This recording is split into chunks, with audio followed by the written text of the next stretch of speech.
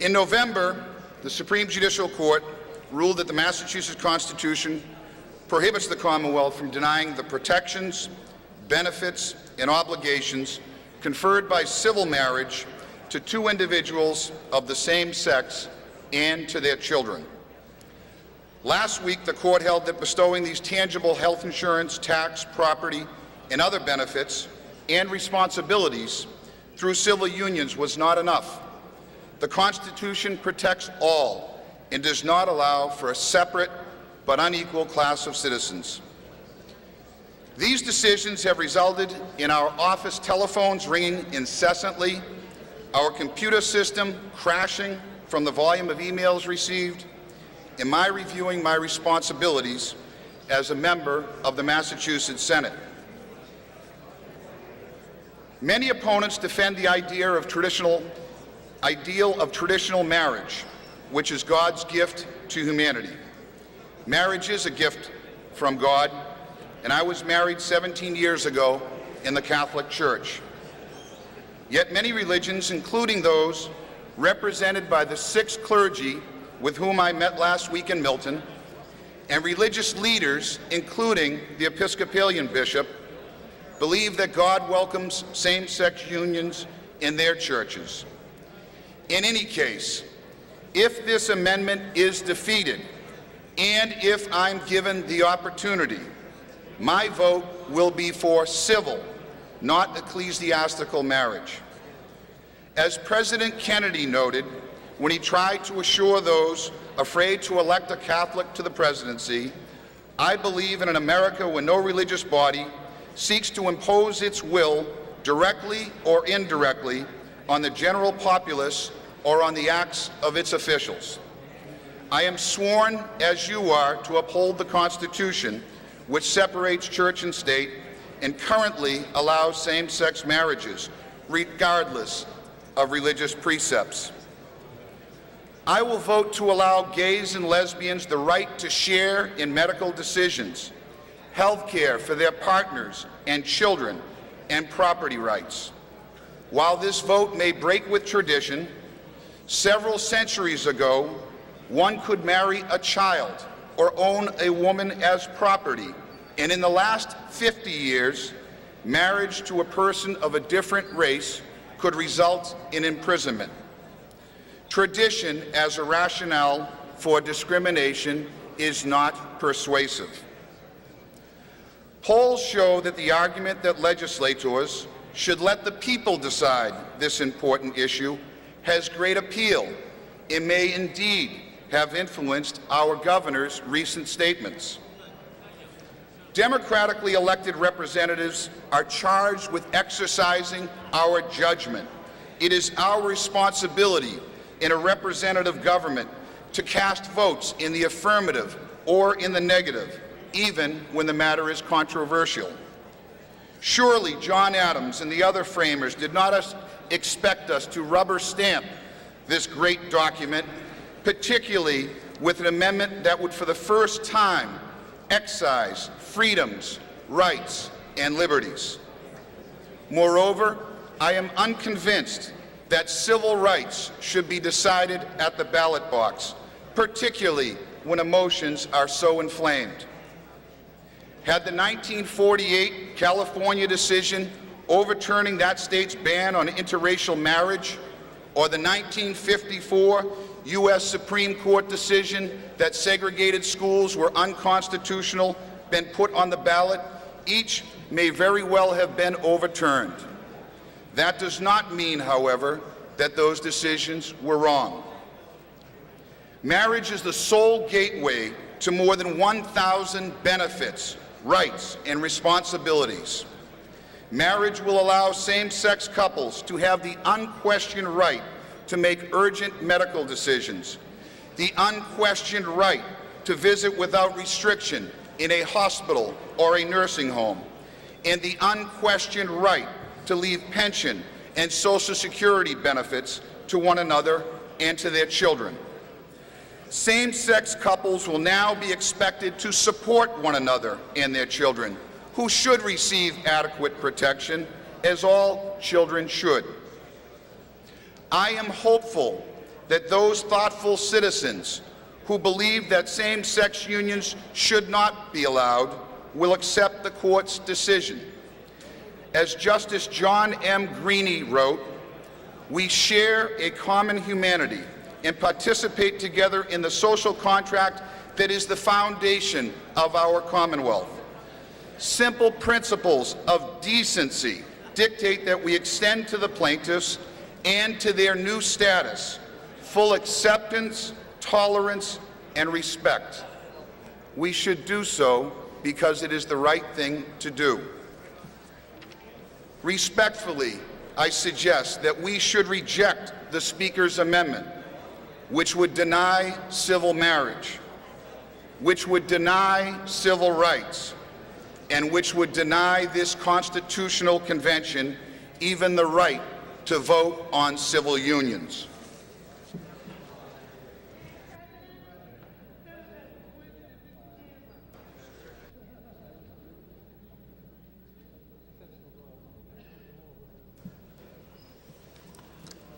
Mr. President, Chair recognizes the Senator from Norfolk, Mr. Joyce. Thank you, Mr. President. As we contemplate our vote on this compromise amendment, I thought it would be prudent to reflect upon the remarks from this Sunday's newspaper by Peter Gomes, and I will share those remarks with you. For Massachusetts, a chance and a choice. When the Pilgrims landed at Plymouth in 1620, among the first things they did for the well-ordering of their new Commonwealth was to institute the Dutch custom of civil marriage, with which they had become familiar during their long sojourn in the Netherlands. The Dutch made civil marriage the law of the land in 1590, and the first marriage in New England, that of Edward Winslow to the widow Susanna White, was performed on May 12, 1621, in Plymouth by Governor William Bradford, in exercise of his office as magistrate. There would be no clergyman in Plymouth until the arrival of the Reverend Ralph Smith in 1629, but even then, marriage would continue to be a civil affair, as these first Puritans opposed the English custom of clerical marriage as unscriptural. Not until 1692... The Senator from Suffolk, Mr. Toma, for what reason does the gentleman rise? Mr. President, I'm having difficulty hearing the gentleman at the roster. Senator's point is well taken. Will the members please give the attention to the Senator at the podium? If you cannot subdue your conversations, take it outside the chamber. Senator from Norfolk, Mr. Joyce. Not until 1692, when the Plymouth colony was merged into that of Massachusetts Bay, were the clergy authorized by the new province to solemnize marriages. To this day in this Commonwealth, the clergy, including those of the Archdiocese, solemnize marriage legally as agents of the Commonwealth and by its civil authority. Chapter 207 of the General Laws of Massachusetts tells who may perform such ceremonies. This little bit of social history should prove instructive in the current debate concerning marriage in this Commonwealth. In the controversy following the ruling by the Supreme Judicial Court in Goodridge versus Department of Public Health, the petitioners did not address religious issues, and the court's ruling was not premised on religious grounds. Marriage, its definition, rights, and responsibility, was understood here as a civil matter, as it has been since 1621. Thus, while the legitimate interests of religious communities in what some regard as the sacrament of marriage are worthy of consideration, those interests must not be confused either with the civil law of the Commonwealth or the civil rights of the citizens under its Constitution. No clergy of any denomination are required to wed anyone of whose union they do not approve. There is no civil right to be married in church or with its blessing. The civil law is just that, and the distinction between it and ecclesiastical law is as important as the necessary distinction between church and state. It is to the civil rights of the citizens of Massachusetts that the Supreme Judicial Court responded in the Goodridge case, and there was no attack on the church nor on religion. It was recognition that the social custom restricting marriage to heterosexuals, a custom long sanctioned by the church and society, was no longer to be regarded as consistent with the rights of citizens under the Constitution. We have seen this before. When the courts eventually invalidated long-established laws sanctioned by church and society that forbade interracial marriage, these laws that obtained in many parts of the country recently, the courts that did this were invariably maligned as interventionist, arbitrary, and usurpacious. Most now would agree that those laws were wrong, indeed unconstitutional, and that the courts were right in their judgments on behalf of the petitioners. Judicial tyranny is a phrase usually heard from those whose prejudices have not been sustained by court decision. Happily, the fundamental rights of citizens in this Commonwealth and Republic are in the long run defended against another form of tyranny even more dangerous, the tyranny of the majority. Legislatures, more often than not, are subject to the prevailing passions of any majority that can muster sufficient votes. Rarely are legislatures in the first instance instruments of social change. It was, after all, legislators who, reflecting the views of those who elect them, kept in place every oppressive law in the books until challenged by aggrieved citizens who sought relief in the courts. If society waited for majority opinion and legislative action, African Americans, for example, would still be enduring the indignities of separate but equal accommodation and the other manifestations of legal, social, and political segregation. If the decision of the Supreme Judicial Court in Goodridge is judicial tyranny, let there be more of it. In the forthcoming Constitutional Convention, the legislature will be pressured to develop a politically expedient alternative to the clear and unambiguous meaning of the Supreme Judicial Court's Goodridge decision. It will be a stretch of rationality if it can do so. His Excellency the Governor is as misguided in his efforts to find an agreeable alternative to the Court's decision as he is in seeking an error-proof justification for the reintroduction of capital punishment into this Commonwealth. The representative from Bridgewater, Mr. Flynn. For what purpose is the gentleman rise? This wasted time, but I can't hear the gentleman reading the entire globe. I'd appreciate if we could have a little more quiet. The representative's point is well taken. He is eager to acquire the knowledge and to listen to the comments of the senator from Norfolk.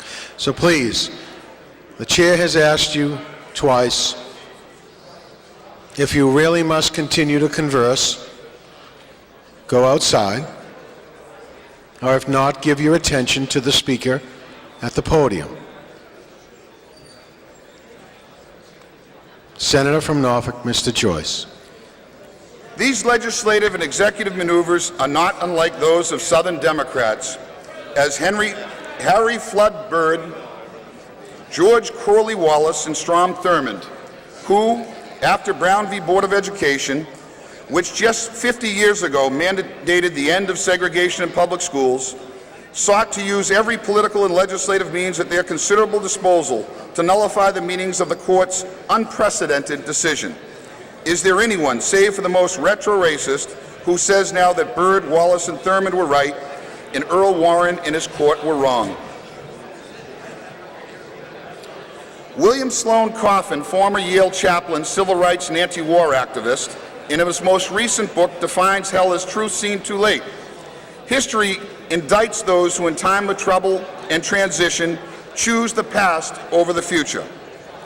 There are always conscientious people of deeply held religious conviction who, alas, on the basis of those convictions, find themselves on the wrong side of history, such as those in our own Commonwealth who hanged witches in the 17th century and embraced the fugitive slave laws in the 19th century, and those who in our own time find the support of custom, reason, and faith in their prejudices against Roman Catholics, Jews, and persons of other colors and ethnicities. This resistance to extending not special rights, but civil rights to homosexuals in marriage is but the most recent instance of this dubious legacy, and is not made any more palatable or respectable today by the support given to it by visible and highly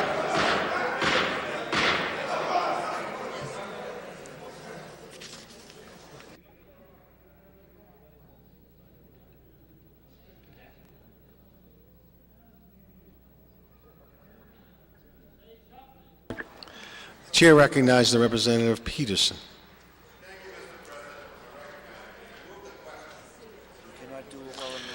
You cannot move the question while a member is speaking. Chair recognizes Senator from Norfolk, Mr. Joyce. Thank you, Mr. President. Let me get to the subject at hand. Ryan, if you need to, yield to me and I will then pick up. Okay, good.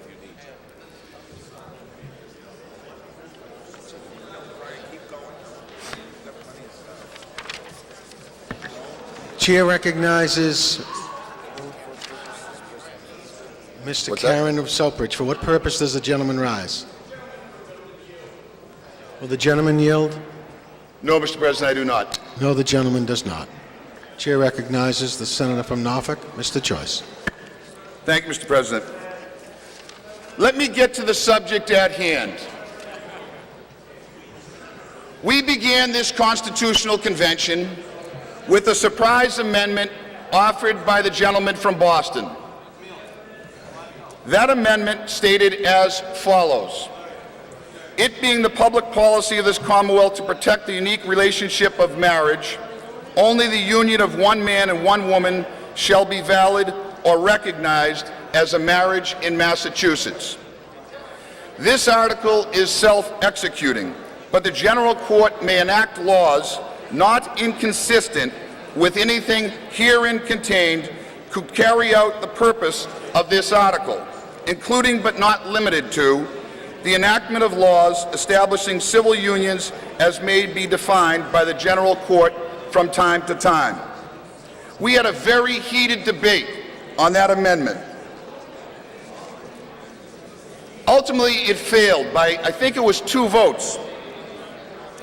The fundamental concern was that there was a hope, expectancy, and indeed promise that we would address civil unions at some future date.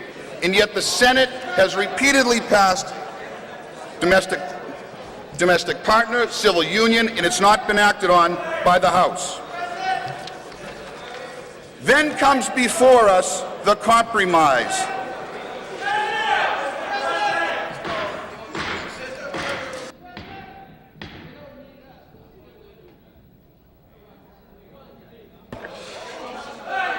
Mr. Barrett of Hingham, for what reason does the gentleman rise? Gentleman will state his point of order.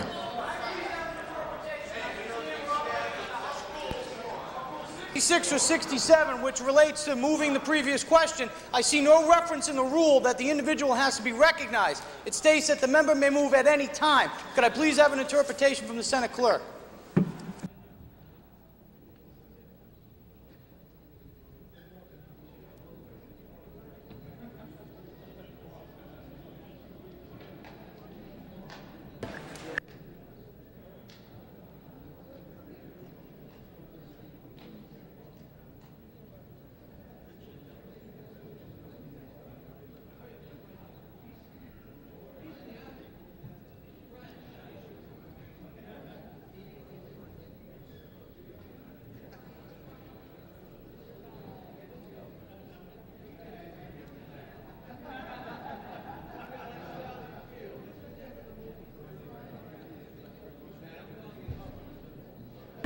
The clerk has informed the chair that a member, while speaking at the podium, can be interrupted for one of 5 reasons: a point of personal privilege, a point of personal order, point of personal inquiry, to yield to another speaker, or to question the presence of a quorum. Those are the rules. Senator from Norfolk, Mr. Joyce. Now we get to the question at hand, the so-called compromise. The compromise was offered by Mr. Finneran, Mr. Travellini, Mr. Lees, Mr. O'Flaherty, Mr. Rogers, Ms. Murray, Mr. Baddour, Mr. Leary, Mr. Padone. It states as follows: it being the public policy of this Commonwealth to protect the unique relationship of marriage, only the union of one man and one woman shall be valid or recognized as a marriage in Massachusetts. 2 persons of the same sex shall have the right to form a civil union if they meet the requirements set forth by law for marriage. Civil unions for same-sex couples are established hereunder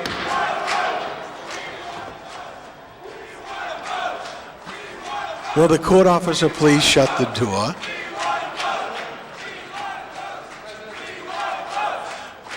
The senator from Essex, Mr. Baddour. The senator from Essex doubts the presence of a quorum. The clerk will ascertain the presence of a quorum. The monitors will give an evaluation of the members present and inform the clerk.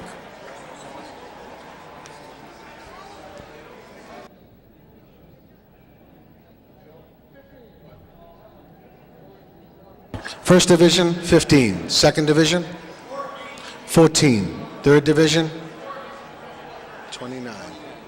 Fourth Division, 11. Insufficient enough for a quorum, Mr. President. Insufficient number for a quorum. No, we don't have a quorum. We can't do anything. We do not have a quorum, so we cannot conduct any business until the quorum has been ascertained.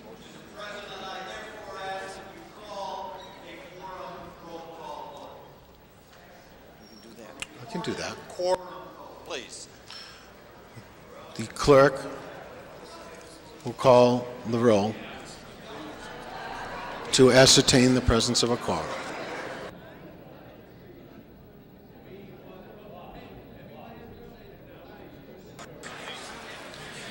Robert A. Antonioni. Stephen A. Baddour. Present. Jarrett T. Barrios. Frederick E. Berry. Present. Stephen M. Brewer. Present. Harriet L. Chandler. Present. Robert S. Creedon, Jr. Cynthia Stone Cream. Present. Susan C. Fargo. Present. Guy W. Glodis. John A. Hart, Jr. Robert A. Havern. Present. Robert L. Hedlund. Present. Brian A. Joyce. Present. Michael R. Knappich. Present. Brian P. Lees. Present. David P. Magnani.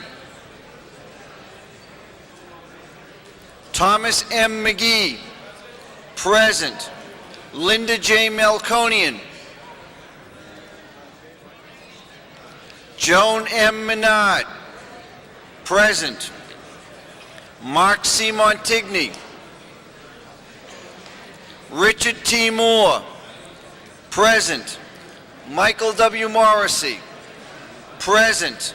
Therese Murray. Present. Andrea F. Nuciforo, Jr. Robert A. O'Leary. Present. Mark R. Pacheco. Present. Stephen C. Panagiatakos. Present. Pamela Rezor. Present. Stanley C. Rosenberg. Present. Charles E. Shannon. Present. Joe Ann Sprague. Present. Bruce E. Tarr. Present. Richard R. Tissay. Present. Stephen A. Tolman. Present. Robert E. Travellini. Present. Susan C. Tucker. Present. Marion Walsh. Present. Diane Wilkerson. Present.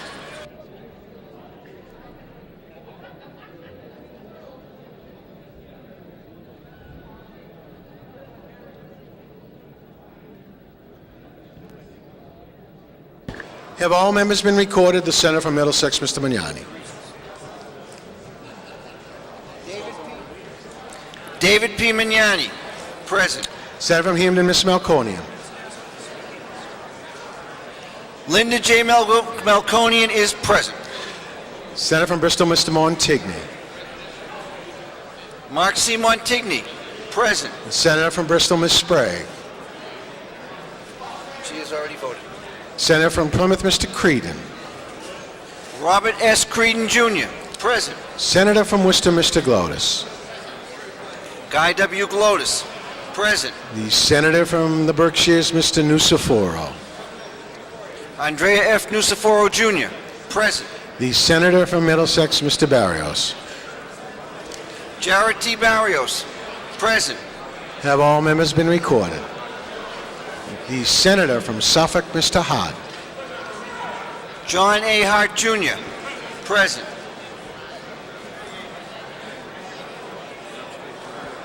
The Senator from Worcester, Mr. Antonioni. Robert A. Antonioni, present. All Senate members are present.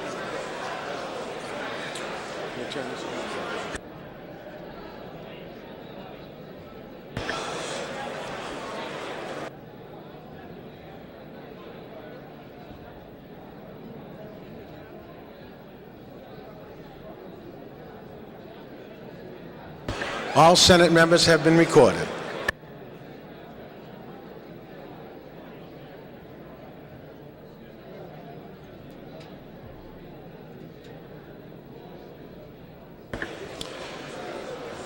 The House roll will be open for 4 minutes. For 4 minutes.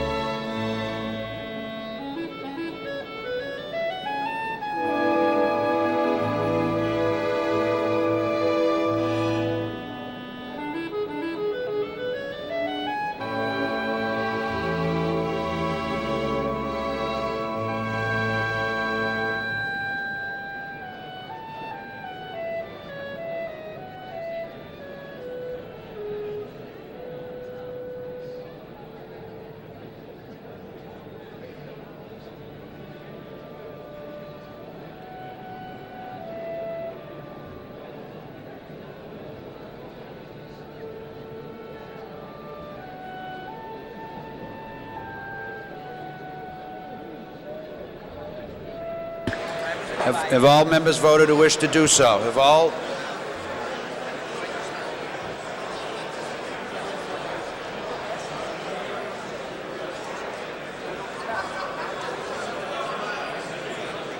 Where the heck did he go? Have all members voted who wish to do so? Time for voting has expired. The clerk will display the tally. On this matter, 152 members have voted have indicated their presence. 191 total, Mr. Speaker. 191 total members have indicated their presence. A quorum is established.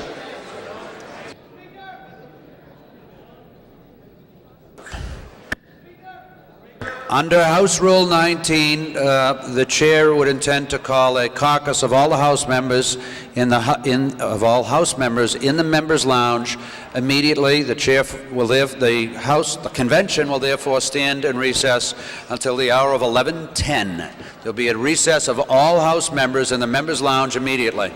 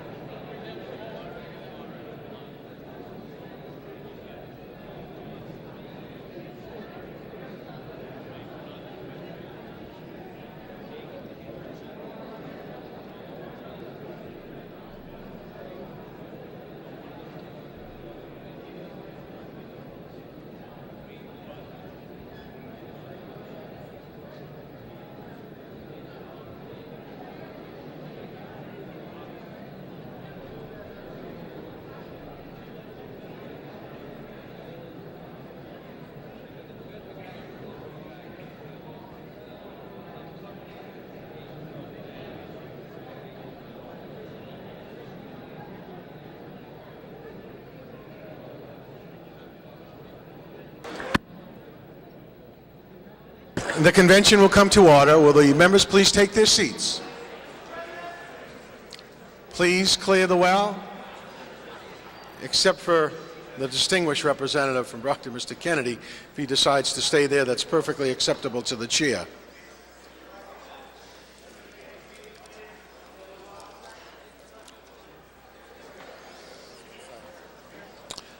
Senator from Norfolk, Mr. Joyce.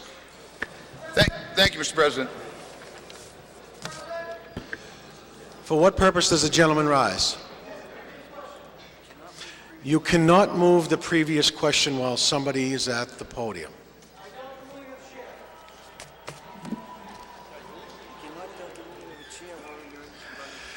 You cannot doubt the ruling of the chair while there is somebody at the podium. Maybe no, let me be quiet. For what purpose does the gentleman rise? The gentleman will state his point of parliamentary inquiry. Pursuant to Rule 67, it states within the rule that it may be moved and it shall stop all debate. Not Therefore, I believe that means all debate pending. I don't see anywhere in the rule that the individual has to leave or give up the floor before we can have a motion for a previous question. Now you can doubt the rule. The chair informed the membership when they were walking past some of the divisions and voicing some opinions and inquiring of the chair under what conditions could they rise. And I thought I explained to them clearly and fully. There are only 5 conditions which you can rise and interrupt someone who is at the podium. A point of personal privilege, a point of order, a point of personal inquiry, a yield, or a quorum. Chair. That's not one of the 5 reasons that you can rise. The chair recognizes the senator from Norfolk, Mr. Joyce. Thank you, Mr. President, and thank you for keeping me a sense of humor. A couple of people, 2 different people who shall go unnamed, mentioned that rather I read the bird sightings from the Globe, and I appreciate them keeping their senses of humor, but you know, this is very serious business. And I want to tell you what my intent was, and I'll speak from the heart. We had an amendment offered yesterday that was narrowly defeated, wherein we would define marriage as between one man and one woman, and there was a hope that we would later get to civil unions. It failed by, I think, 2 votes. Next, we have this compromise, which is before us. Gerald Ford said that truth is the glue that holds government together. Compromise is the oil that makes governments go. I was prepared to accept this compromise. This compromise, proffered by Mr. Finneran, Mr. Travellini, Mr. Lees, Mr. O'Flaherty, Mr. Rogers, Mr. Baddour, Mr. Leary, and Mr. Pedoni, suggests that we would put before the voters the definition of marriage as between one man and one woman, and that we would also put before the voters, as part of that same constitutional amendment, the civil unions. It would be in the Constitution. There seemed to be some acceptance of that. Certainly, I would think it would get the 2 votes, in addition to the 2 votes the earlier amendment had gotten that had no promise. And what I was beginning to hear was that people who supported this compromise, not the leadership, I believe the leadership's behind the compromise, but there were those who supported the compromise initially were scurrying around and saying, no, vote no on this compromise and vote for the next matter that's before us, proffered by Mr. Lescoco of Holliston, which would have, again, put before the voters a constitutional amendment defining marriage as between one man and one woman, and put a statutory civil union into effect that could be amended from time to time by this legislature. Now, we've already seen that the House has refused to take up domestic partners, a much lesser benefit package for our gay and lesbian partners, and indeed just those that are state employees. So it seemed to me that the only valid reason to support the latter amendment rather than this amendment was if you truly did not want to extend to gay and lesbian citizens and their children the rights of a civil union, which we've heard, at least from the federal perspective, are not as much as one would receive if the definition were of marriage, the term was marriage. It just seems to me, Mr. President, that there's a lot of palace intrigue here in the State House. The hour is late, and clearly we would have an opportunity on March 10th to have fleshed these matters out and to think more clearly than we would perhaps at 11:15 at night. It did not seem to me, Mr. President, that the urgency or expediency which people spoke of earlier necessitates us to take a vote on a matter when the reality is the latter amendment is likely to pass, which holds out a fig leaf of some civil union, but not codified in the Constitution and subject to the whims of this legislature. So that was the purpose of my action, Mr. President.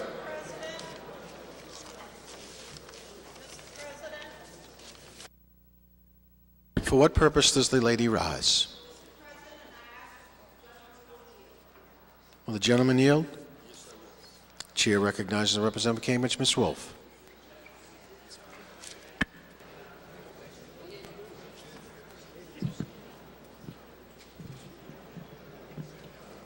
Mr. President, and my colleagues, through you, I rise to oppose the amendment that is presently before us.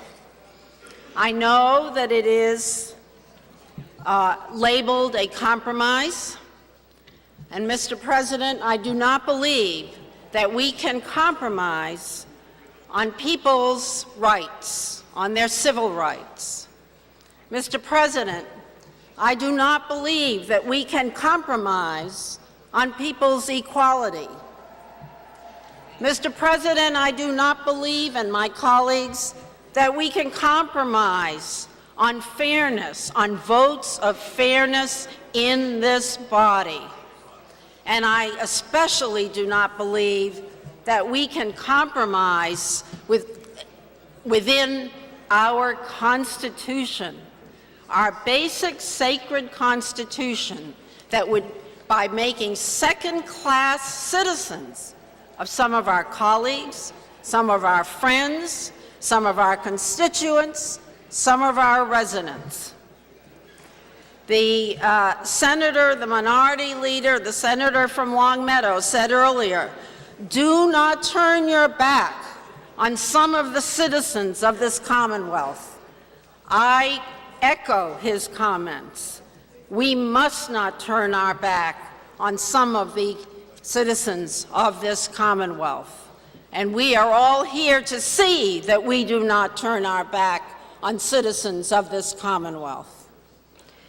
I want to talk to you a little bit, and I heard earlier it's not such a great idea to talk about personal experiences, but I'm going to talk to you a little bit personally about why I have such passion and zeal on this subject. Why, for perhaps more years than I ought to tell you, I have been one of the leading advocates in my community for the rights of gays and lesbians, bisexuals, and transgender people in my community, and I hope throughout the Commonwealth. And it does go to this issue of equality and fairness and justice. And I don't want you to just set this aside as, well, this is the goo-goo from Cambridge. And then for those of you who do not know what a goo-goo is defined by former Mayor Alfred Vellucci, who is unfortunately no longer alive. That's a good government person.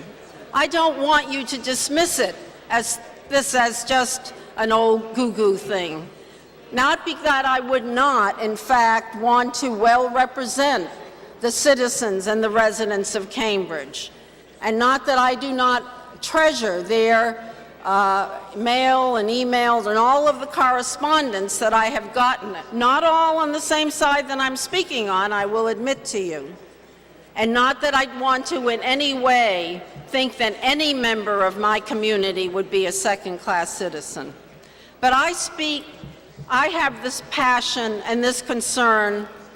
I think, and maybe I'm being my own therapist here, I think it is because of my experiences when I was a very young person and my family's experiences.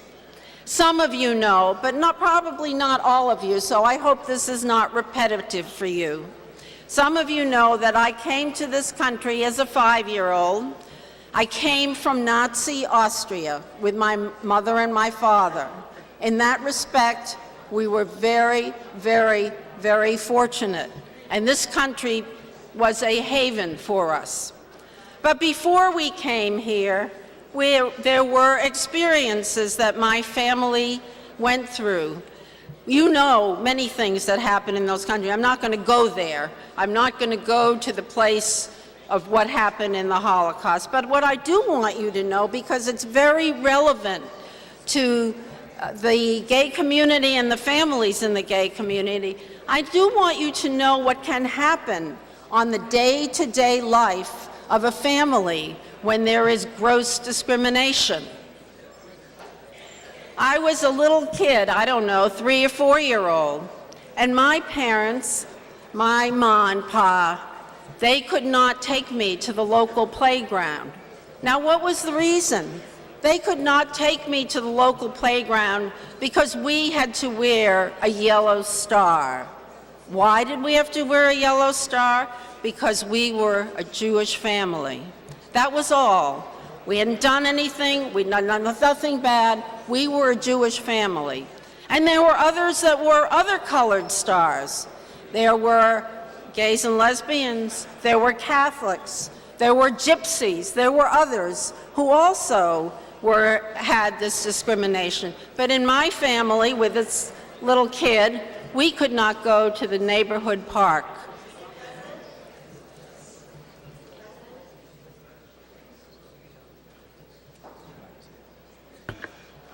For what purpose does the lady rise? Not at this time, Mr. President. No, the speaker does not yield. Chair recognizes the representative from Cambridge, Ms. Wolf. Thank you. And so that was one of the things that happened. There were other things that happened as well. My parents were very concerned about my well-being. Remember, I was a 3 or 4-year-old when the Nazis invaded Austria, and everyone was at risk. My father was at risk, my mother was at risk. Our whole community was at risk. And so at some point, and I only learned about this quite recently since the death of my parents, since they could never talk to me about this in any great detail, my parents sent me to live with a friend out in a small town where they felt I would be out of danger. And so there we were. My parents had to make this very profound decision. I thought I'd gone there for a week or two. Actually, it was for several months that my parents were separated from me, hoping that they would save me in case something happened. And on another occasion, my mother and father were getting on a bus, and the Gestapo came and took my mother and brought her to jail. And another friend, a non-Jewish friend, came and was able, through her connections, to get her out of jail. So these are experiences which I am recounting because they happened. The chair would like to ask the membership, please, to be respectful of the person at the podium and allow her to make her comments. Chair recognizes the representative from Cambridge, Ms. Wolf. Thank you, Mr. President, and thank you, my colleagues, for your attention to this.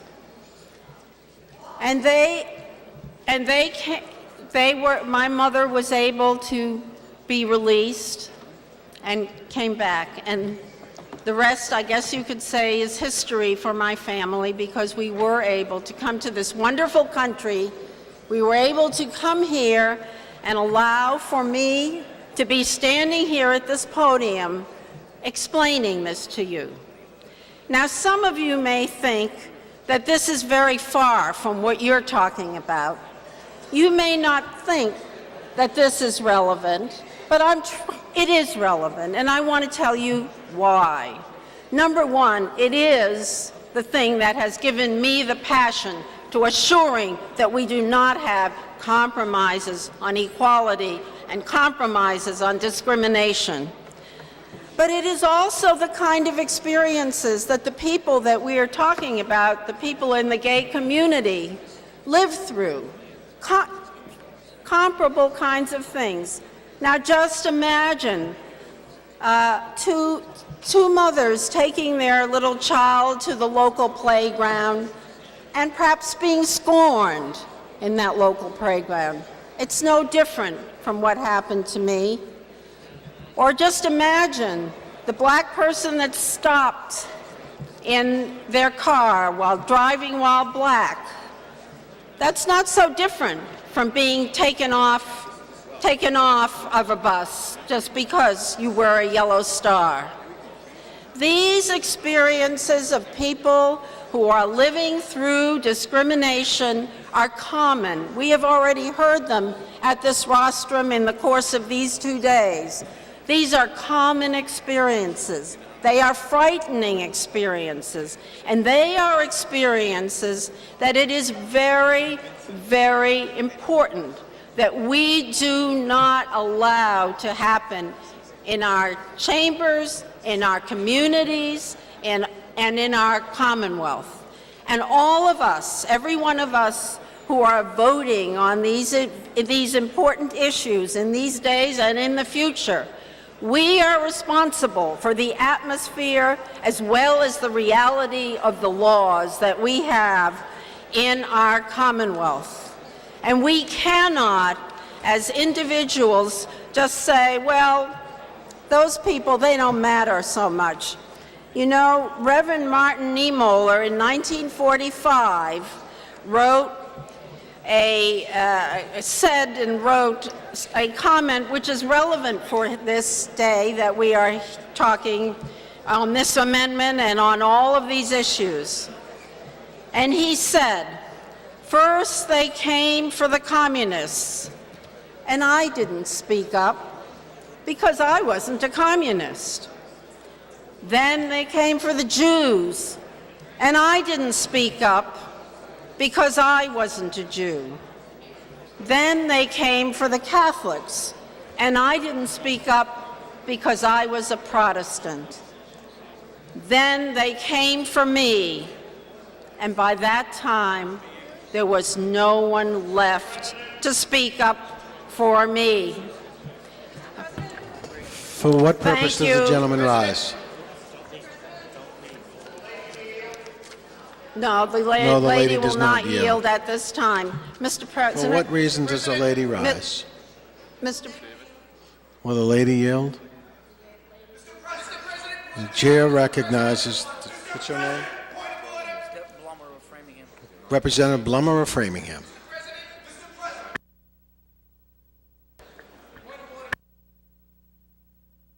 The chair recognizes the representative from Framingham, Mr. Pedoni. The chair is in error. The gentleman will state his point. For what reason does the gentleman rise?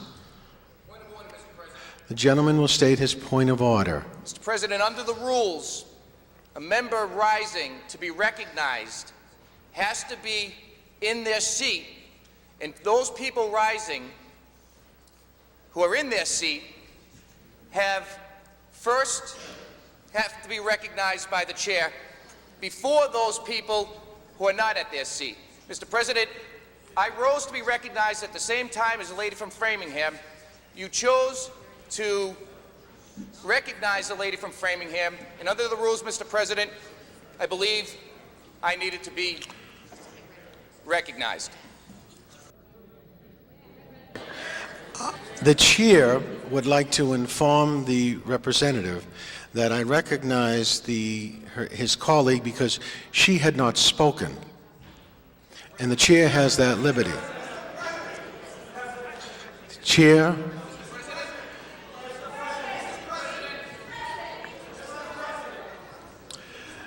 The chair, for what reason does the lady rise? I've recognized, I have asked the lady from Revere for what reason does she rise? I was wondering if the lady would yield. Will the lady yield? No, the lady does not yield. The representative from Worcester, Mr. Pedoni, will state his point of order. President, the chair did not address my original point of order.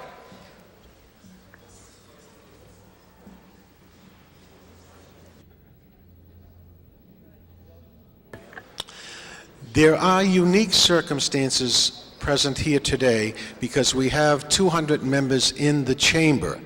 We have seats in an unusual way we're trying to accommodate everybody. So the chair certainly does have that luxury. The senator from Norfolk, for what purpose does the gentleman rise? The gentleman will state his point of parliamentary inquiry. Mr. President, if I understand the point of order, if I'm not in an assigned seat because I don't have one, does that mean I would not be allowed to speak if the presiding officer didn't choose me to speak?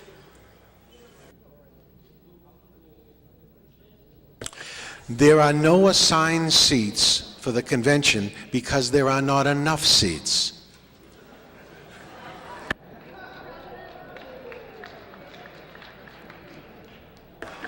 The chair recognizes the representative from Cambridge, Ms. Wolf. Thank you, Mr. President. If I might just finish, I would.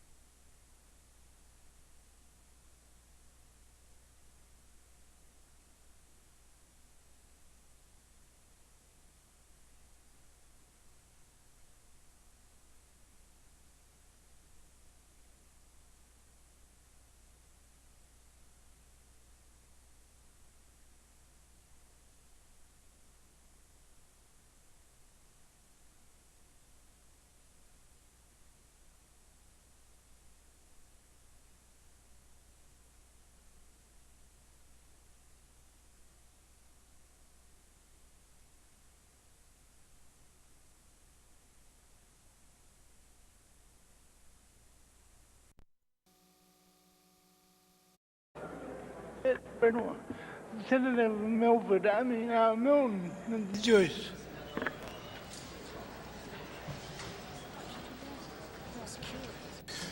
Thank you, Mr. President. You know, this is not the first time that there has been an effort to amend the American Constitution in order to protect marriage. In December 1912, Representative Seaborn Roddenberry of Georgia proposed an amendment to the United States Constitution that he said would uphold the sanctity of marriage.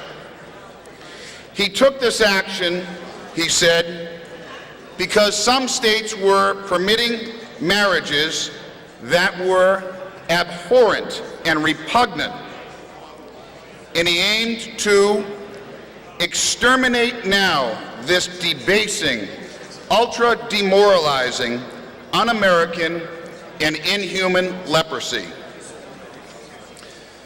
Mr. Roddenberry's proposed amendment read as follows: intermarriage between Negroes and persons of color and Caucasians is forever prohibited.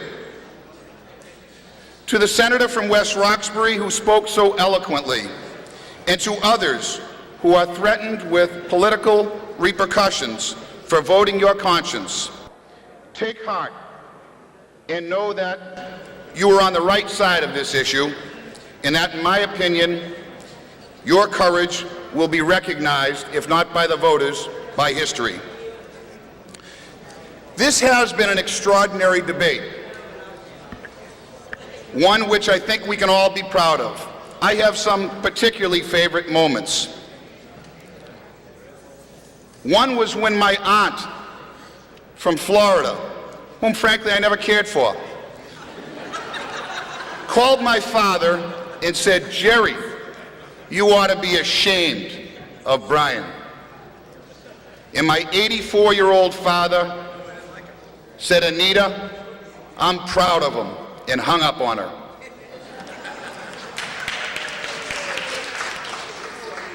I also received, as all of you did, an extraordinary volume of correspondence. Emails, snail mail, telephone calls, personal visits. Here's my favorite. It's a letter, I'll try to read it quickly and be brief, from a woman named Bobby Blake, who was my sister's best friend growing up. We went to St. Mary the Hills Grammar School together, and she and my sister went on to Fontbonne and further to college. Dear Brian, it's about 12:45 a.m. and I'm visiting at my mom's on Kaler Ave. I've had it in my mind to write to you. I know you have a difficult week ahead. I'm living in Connecticut now. My partner and I have been together for 16 years. We have a great house in a little town called Stony Creek near the water. We were married in a religious ceremony 5 years ago by a Unitarian minister. I am so saddened by the hostility and mean-spiritedness following the SJC decision. There are so many things that I could say about it, but I'd like to speak to one issue. When I ask, who will a same-gender marriage law hurt? I honestly, Brian, can't think of anyone. If you can, please let me know. Although the Catholic Church has been opposed to this, they will not be affected at all, since they do not have to perform any ceremonies they don't want to. That's the law. It happens now. But when I ask, who will it hurt to ban same-gender marriage? Well, my list gets very long. Since we both come from large Irish Catholic families, I think you'll understand this. A discriminatory ban would hurt families and friends of each person affected. First of all, it would hurt me. Being unequal in society is quite painful. I realize that this would be hard to understand if you've not experienced inequality or discrimination. There was a freedom I felt for the first time in my adult life when the SJC ruling came down on November 18th, and I long for that freedom of equality, and I long for that freedom of equality. That is the promise of our Constitution. As a parent, maybe you can understand the pain my mother feels to see the injustice and such negativity. Frankly, she has also had to sit quietly through too many of Father Foley's sermons demonizing gay people. Did he not realize that there are others like my mom out there? It was cruel. She shouldn't have had to listen to his hostility. And now, what she sees and reads about the SJC must be painfully cruel. More church sermons, letters from the bishops. Where is the compassion? I feel sad for her. As a parent who loves her child, it pains her to see me hurt. She knows the truth, that I am a good, caring, loving person, no less the person than her other children. She wants the best for me, not second best. My niece, now 36, toasted us at Thanksgiving, grateful for the SJC decision. She and my nephew and their heterosexual partners don't understand why there's the concern about the SJC decision. They want the best for me, not second best. My siblings have seen my relationship. They love my partner. I think there's a powerlessness when they feel they can't help, despite efforts against this wave of prejudice. A Fontbonne High School friend just called, sickened at the cruel rhetoric. She called every legislator, the governor, the attorney general, but what power does she have over that of the church? The opposing amendment hurts more than gay couples. It hurts gay couples with children. It hurts parents, families, friends, colleagues. We all suffer. As Martin Luther King said, injustice anywhere is a threat to justice everywhere. And we are hurt in America by injustice. And as a historian, you know we have struggled against it since our beginnings.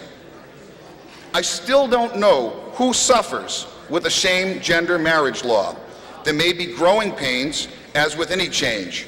You must know that in 1948, when the California court overturned the ban on interracial marriage, 90% of the country disagreed. You can understand what might have happened with a referendum vote on that issue. Civil marriage has grown and changed over the years, but like today, not without turbulence. Certainly, we are not strengthened by uncompassionate, unkind suggestions that we are not equal to others. Brian, if the religious groups are concerned that they might someday be forced to perform gay marriages, then here's an idea. I'd rather see an amendment that defends or strengthens religion's rights to refuse to perform gay marriages rather than see an amendment to the great Massachusetts Constitution, written by John Adams, a universalist, that has the pure intention to discriminate. That is the truth. We are all hurt by this, nor should we be proud of this. Great acts of courage are made in turbulent times of change. I wish you wisdom and peace. I urge a no vote.